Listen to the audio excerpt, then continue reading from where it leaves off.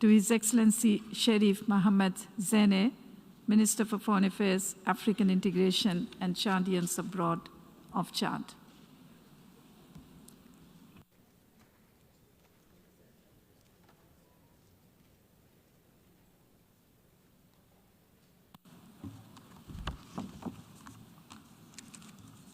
Madame la Présidente, Mesdames, Messieurs, distingués participants,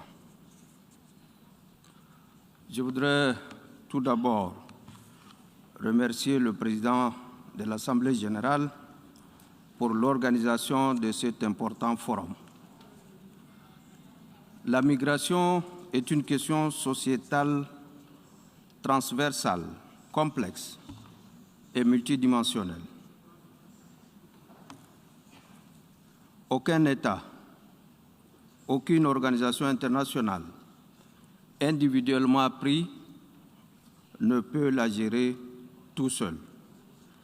Apporter des réponses idoines et durables aux questions migratoires nécessite une coordination et une synergie d'action reposant sur un renforcement perpétuel des cadres juridiques et institutionnels des États en vue de protéger les migrants et faciliter leur insertion socio-économique, leur retour volontaire sécurisé et dans la dignité, ainsi que leur réintégration effective.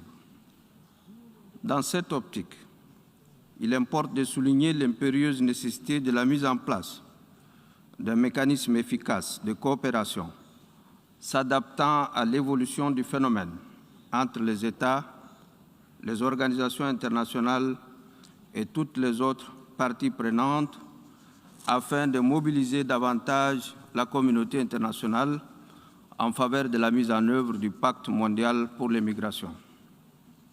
Pour apporter sa modeste contribution à cet effort collectif, le Tchad, en tant que pays champion, met tout en œuvre pour renforcer son arsenal institutionnel et juridique de gouvernance de la migration, y compris par la ratification des traités internationaux irrélatifs. C'est dans cet esprit que le 15 mars 2022, la loi numéro 4 portant ratification du protocole sur le trafic illicite des migrants par terre, air et mer, additionnel à la Convention des Nations Unies contre la criminalité transnationale organisée, a été promulguée. En tant que pays de départ, de transit et de destination des migrants, le Tchad est conscient des défis liés à la mise en œuvre du pacte de Marrakech. C'est pourquoi il s'est attelé à engager plusieurs actions à cet effet, dont, entre autres, l'organisation de la consultation nationale en juillet 2019 pour l'adaptation du PMM au Tchad et l'élaboration d'un plan d'action triennal 2019-2021. L'organisation de l'examen national volontaire en 2020. La mise en place d'une commission nationale pour la lutte contre la traite de personnes et le trafic illicite de migrants. La mise en place d'un comité interministériel pour le suivi et l'évaluation de la mise en œuvre du PMM au Tchad, qui est une structure de coordination de toutes les questions liées à la gestion des migrations. Le lancement du projet Profil migratoire du Tchad afin de mieux appréhender les dynamiques migratoires dans le pays.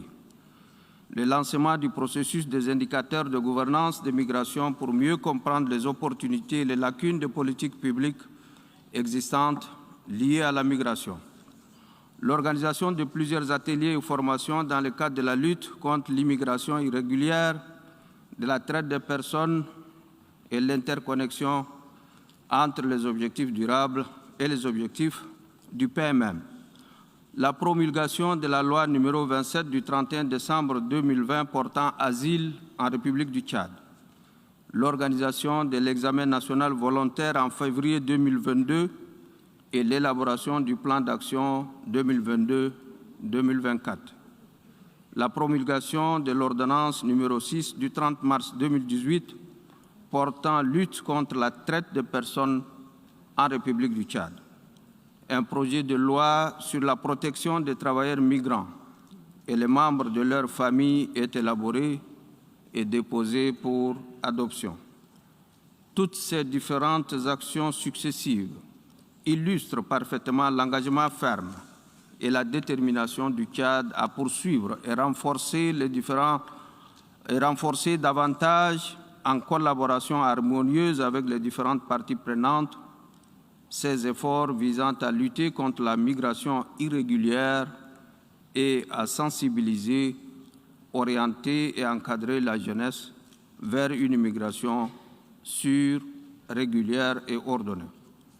Madame la Présidente, Mesdames et Messieurs, l'engagement et les efforts soutenus du Tchad en faveur de l'atteinte des objectifs du Pacte mondial sont, à l'instar de bien d'autres activités du gouvernement, mises à rude épreuve à cause des conséquences désastreuses de la pandémie du Covid-19, de la crise économique et de la survenance brusque et inattendue de la transition politique suite au décès de l'ancien président Idriss Déby Itno.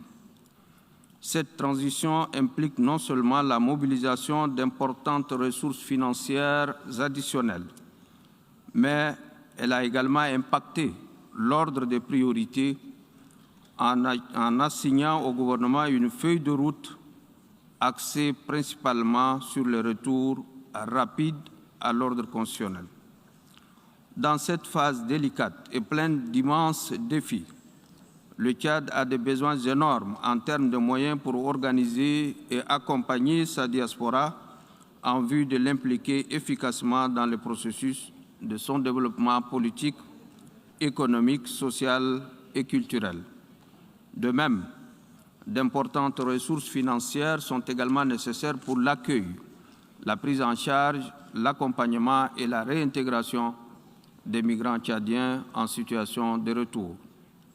Pour conclure, Madame la Présidente, je tiens à réaffirmer la volonté et l'engagement du Tchad pour la mise en œuvre effective de tous les objectifs du Pacte mondial pour les migrations, tout en appelant les autres États à plus d'engagement et de solidarité dans l'atteinte de nobles objectifs fixés de commun accord.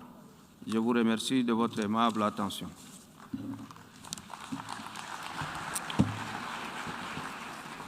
I thank the Minister for Foreign Affairs, African Integration and Chadians abroad of Chad for his